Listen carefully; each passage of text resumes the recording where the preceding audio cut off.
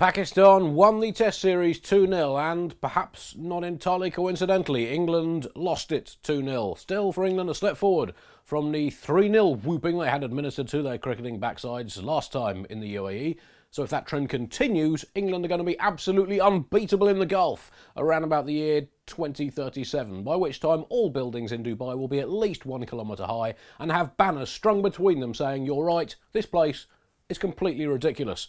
England could have won the first test, could have drawn the second test, and at 2:22 for 4 at close of play on day 2 in Sharjah, just 12 runs behind, they'd put themselves in a position to win the third test. England, sadly, who'd collapsed disastrously in Dubai in the second match, collapsed disastrously again in Sharjah, proving the age-old cricketing adage: if you collapse disastrously in back-to-back test matches, you may well not win either of those test matches. I believe Dante wrote that somewhere in his smash hit classic Inferno, somewhere. Big cricket fan, of course.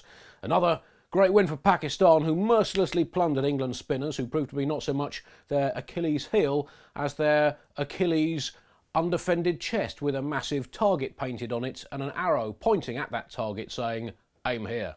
In Mohali, South Africa's part-time tweak man Dean Elgar took 4 for 22 in 8 overs. Following on, of course, from West Indian, not even part-time tweak man Craig Brathwaite taking 6 Sri Lankan wickets for 29 in the Colombo Test. Further proof, if it were needed, that we are truly living in the age of the part-time spinner. Great days for humanity. Brathwaite had previously taken only 3 wickets in his entire first-class career in 81 matches, then 6 in 11 overs in a test. It was as if that ornamental porcelain duck that's been on your mantelpiece for the last 20 years suddenly one morning quacked a perfect rendition of Schubert's Ave Maria. Did it really happen? Well, it's on Cricinfo, so it must be true. Brathwaite's bowling, that is, not the duck. That remains, as yet, still a rumour. Meanwhile, as Australia and New Zealand prepare for the first ever day-night test later this month, concerns have been raised about the quality of the pink balls to be used for the historic encounter, which reportedly don't really suit the bowlers, or the fielders, or the batsmen. I think they might be the same batch that England were using throughout the late 1980s. Anyway, if they don't really suit the bowlers, fielders or batsmen, doesn't entirely bode well for the spectators. Such is cricket. Amen. So, Fred, ever doctored a wicket? Well, I pretty much played before liquid manure was around, so all my pitches were basically hellfire. You must have doctored a few pitches in your time. Well, not exactly, but when I batted on them, they were good for batting, and when I bowled on them, they were good for bowling. That's not doctoring, that's the doctor. So, do you think it's okay for a home team to do whatever it takes to make a surface that helps them win?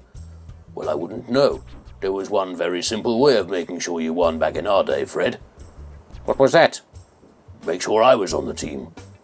Didn't always work though, did it, Doc? If I may just refer you to a few games when I was on the other team. Shh.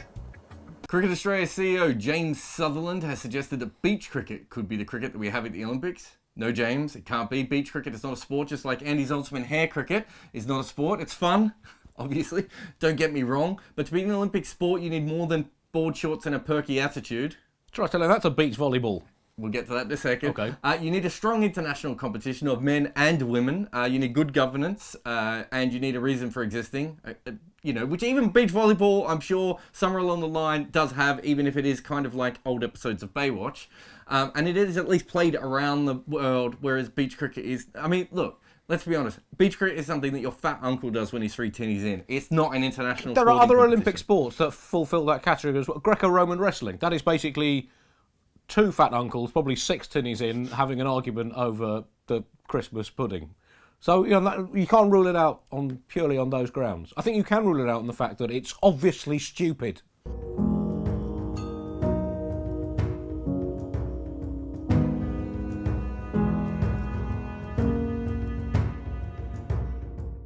Andy, first we had the nonsense about indoor cricket, which is a sport played in a few former factories that haven't yet been turned into kids' play gyms.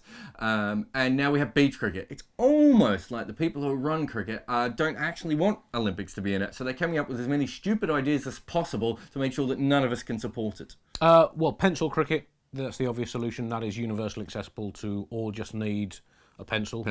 And a bit of paper to score it on. Stick cricket, you can have that. It's been very popular online. Again, online means that's available in the entire universe now. Yeah. I believe this is definitely the future. Alternatively, they could concentrate on saving Test cricket first. Indoor, beach, pencil cricket, Olympics. Take that.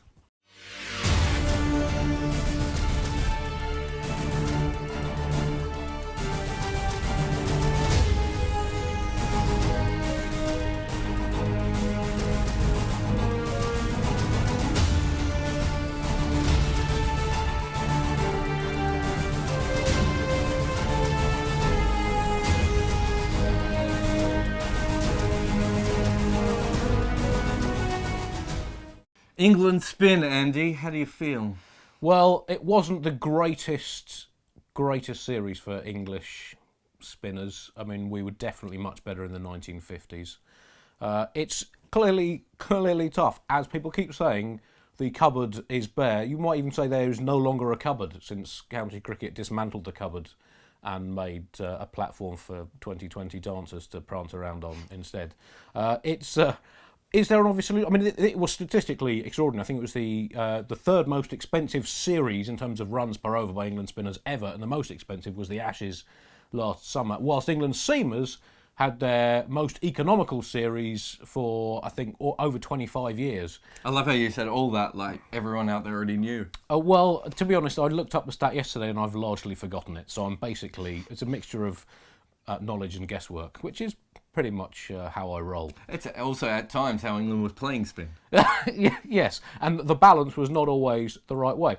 But it was a weird series for England. They could have won it. They deserved to lose it. They didn't really look like they're making a massive amount of progress, but they did a lot better than they did 3 years ago when they, with a much stronger, more experienced team, they fully plumbed the depths of batting ineptitude. As an Australian, I'm obviously supposed to put the foot in to England as much as possible, but realistically, they did come over so much better, a couple of years ago.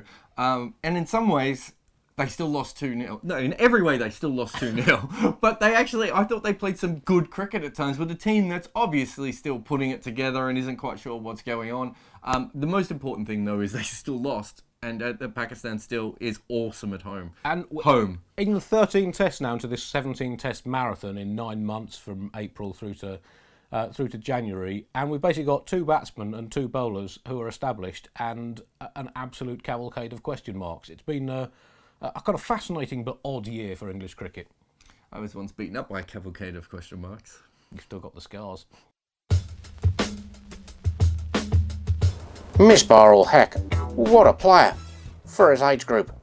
For any age group, Frederick. In fact, I find him inspirational.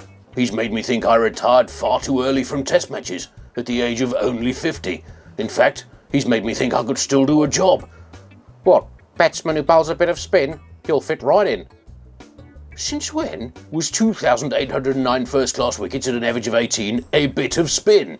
That's like saying Australians can be a tiny bit cocky. Sorry, Doc, that's just the way I see it. But then again, I was the finest bowler in the history of the universe, so maybe that's just the way it goes. I think you've proved my point, Frederick. I think I've proved both our points. Whatever they were.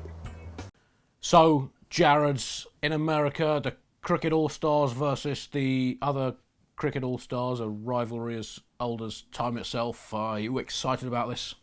No. Oh. Is Barton King playing? I believe he is the great Philadelphian fast bowler of the early 20th century.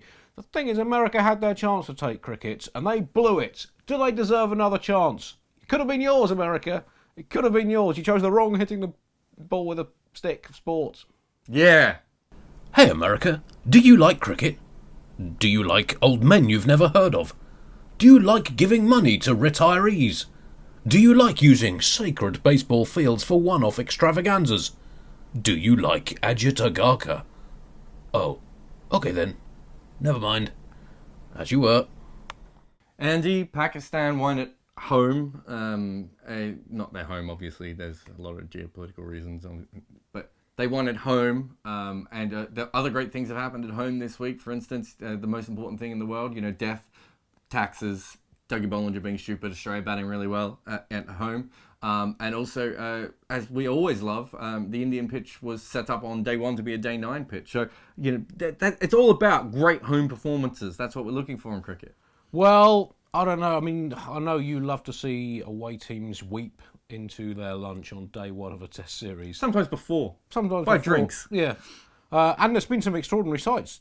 Dean Elgar at... Do you want to live in a world where you wake up in the morning and there's a possibility that Dean Elgar can't take 4 wickets on the opening day of a test match with left arm finger spin? I do accept that our knowledge of what is possible in this universe has been expanded by Dean Elgar taking 4 wickets on the first day of a test.